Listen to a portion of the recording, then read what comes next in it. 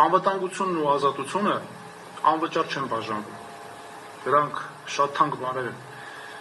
եթե դու չունեցար անվտանգություն, դու ուզում ես աշխարհի ամենաուժեղ տնտեսությունն ունեցի, ամենաարդար մարդիկ ունեցի,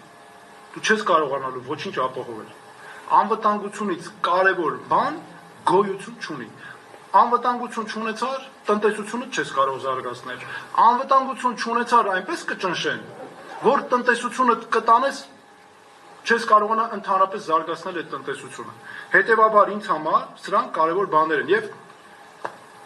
այդ որ այդքան ասում է Փաշինյանը, պաշտպանության նախարարության կամ անվտանգության բնագավառի ծախսերն են կրճատում եւ այլն, չէ՞, տեսեք ինչ է, ես իմ ելույթի վերջում ասացի, մեր հասարակությունը նա պահում է վախերի մեջ, ժողովուրդ ջան, ես ձեզ ուզում եմ ասել, մեր հայրենակիցներին եմ ուզում ասել, ժողովուրդ ջան, մի վախեցեք, լուծումները կան, մենք իրավունք չունենք վախենանք, ժողովուրդ ջան, մենք ցեղասպանությունից ընդամենը 100 տարի առաջ ցեղասպանություն վերապրեցինք, դրանից հետո կարճ ժամանակ անց երկրորդ համաշխարհային պատերազմում ենք հաղթել,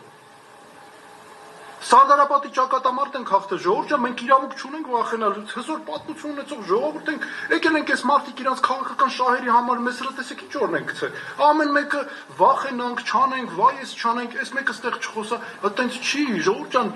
մենք չենք ուզում ունենալ երկրի ղեկավարություն, որը արժանապատիվը պահում իրան, որը կարողանում է հստակ պատասխան տալ, որ չի թողում, որ իր ժողովրդին կարողանա հանգարց մեկը մի հատ ասի աչքի վերևը ունք կա, այտենց ո՞նց կարելի է անել Հետևաբար մեր անվտանգության համակարգը ինչ ուզում է լինի ամենահամար մեկ խնդիրների խնդիրն է, պատահական չի, ես դրել եմ այսօրվա այս 3 մեր արժեքները, խաղաղություն, ուժ, արդարություն, ուժեղ չեղանք, անվտանգության համակարգ չունենացանք, ոչ խաղաղություն ա լինելու, ոչ արդարություն ա լինելու, և մենք սա անելու ենք, անվտանգության համակարգի գլխավոր զարգացման համակարգը մենք մի անգամից հիմքերը դնելու ենք